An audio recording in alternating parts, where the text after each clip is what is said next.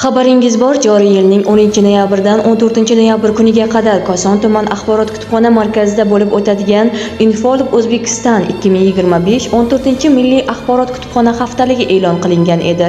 Ushbu haftalik doirasida axborot kutubxona markazida kitob insoniyatning eng qadimiy do'sti, bilim va ma'naviyat manbaidir davra suhbati, kitobxonlarni kitobga qiziqtirish maqsadida esa fleshmob, shuningdek mushoira kechasi, davlat ramzlari faxrim g'ururim mavzusida insholar tanlovlari o'tkazildi.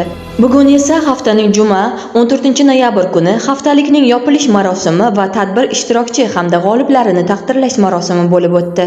Tadbir davomida kutubxona markazida sehrli qo'llar mavzusida ko'rgazma tashkil etildi. Tadbirda madaniyat bo'limi qoshida tashkil etilgan Guldasta folklor jamoasi tomonidan ijro etilgan kuy va qo'shiqlar xushkayfiyat bag'ishladi. Ishtirokchi hamda g'oliblarga esdalik sovg'alari va tashakkurnomalar taqdim etildi.